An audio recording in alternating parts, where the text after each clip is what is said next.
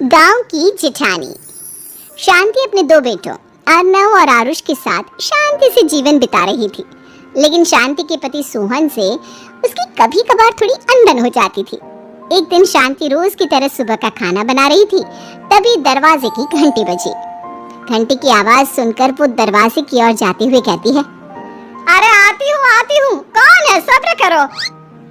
शांति दरवाजा खोलती है तो देखती है कि उसके जेठ मोहनदास सामने खड़े होते हैं। वो सक पकाकर अपना घूंघट करती है और पैर छूकर कहती है, आइए आइए जेठ जी।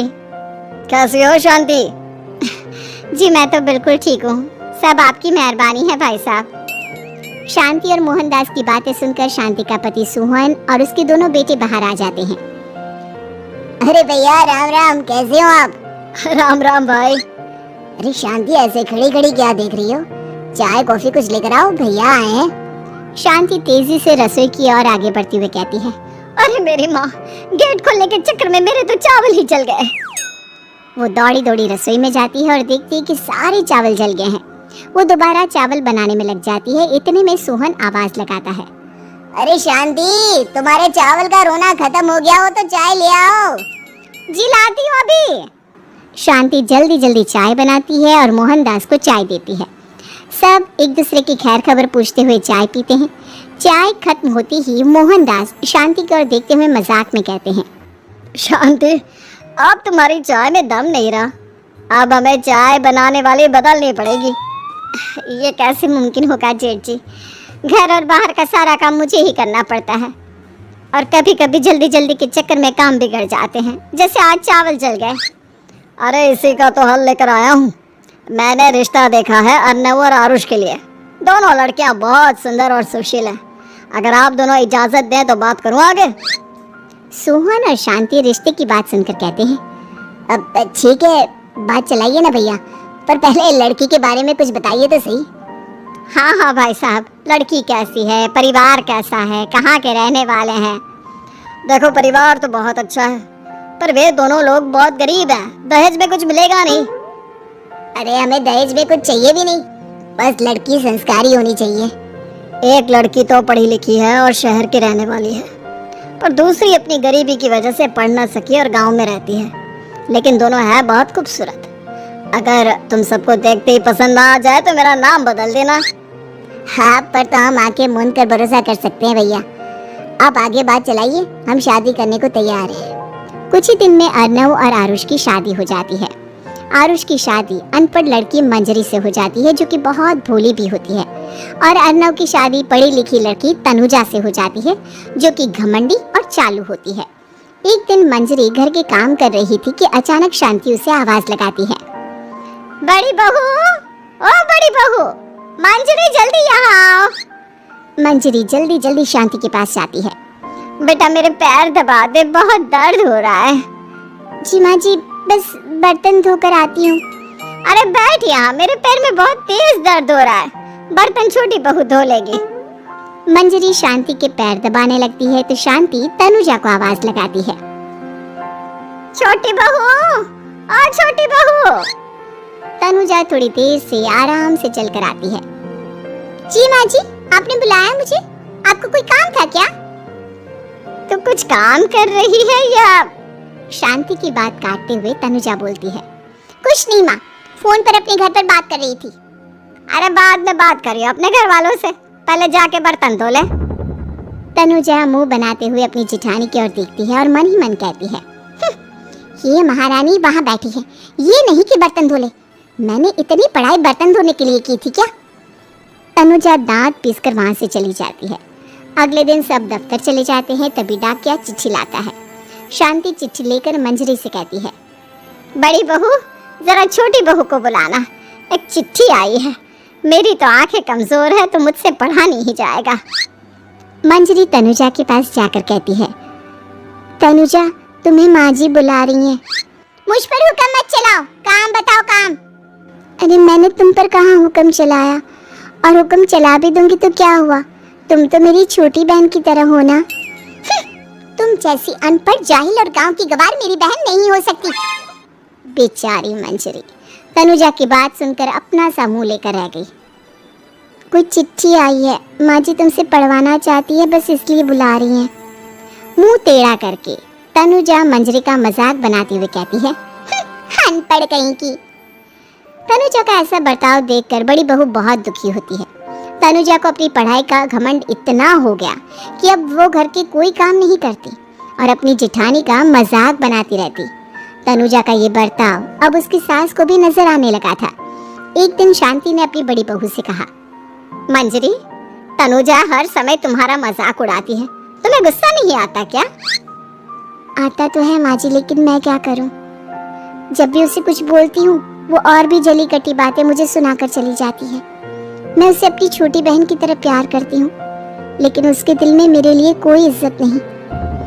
बहू, तूने वो कहावत सुनी है, जुल्म करने वाले से ज्यादा जुल्म सहने वाला अपराधी होता है।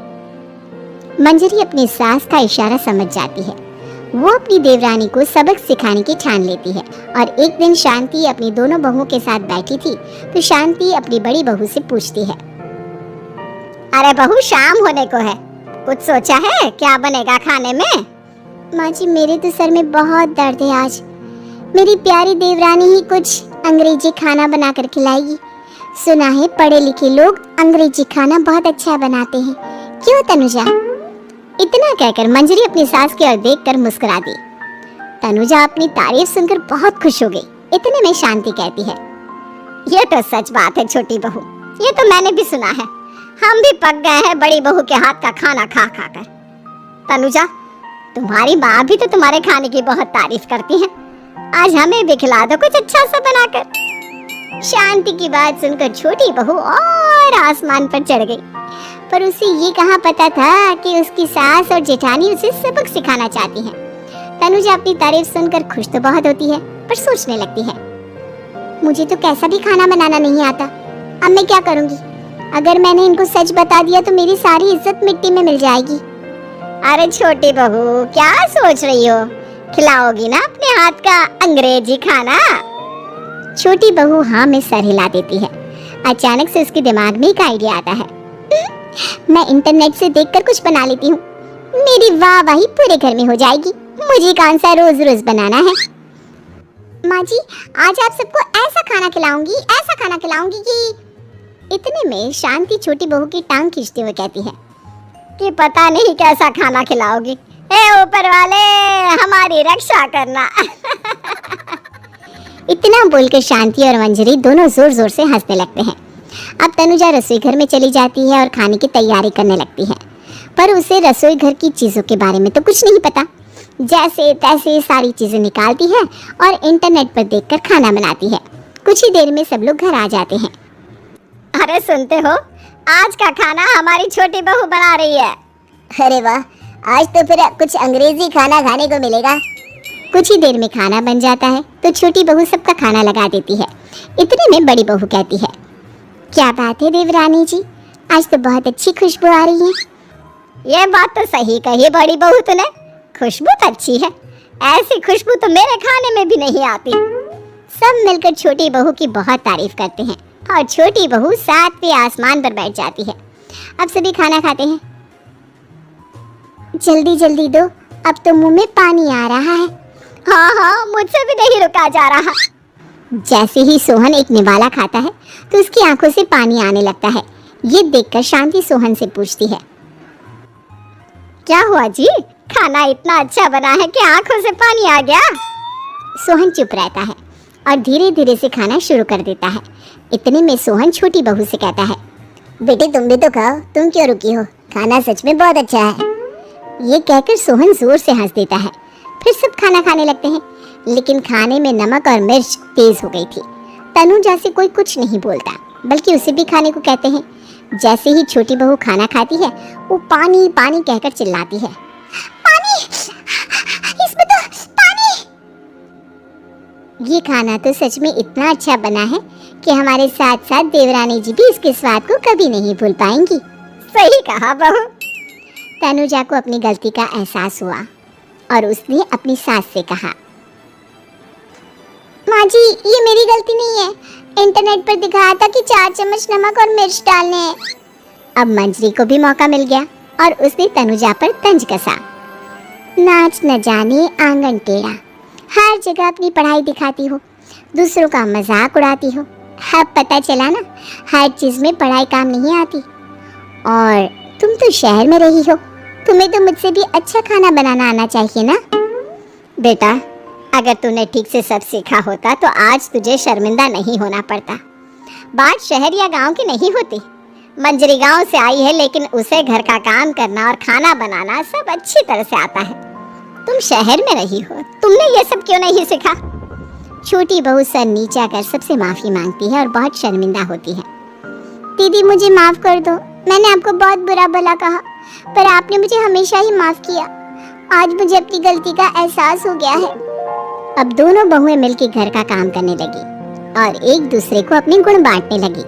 मंजरी ने अपनी देवरानी को खाना बनाना और घर का काम करना सिखाया, वहीं तनुजा ने भी अपनी जेठानी को पढ़ना लिखना सिखाया। शांति और सोहन ऐसी बहुएं पाकर बहुत खुश थे।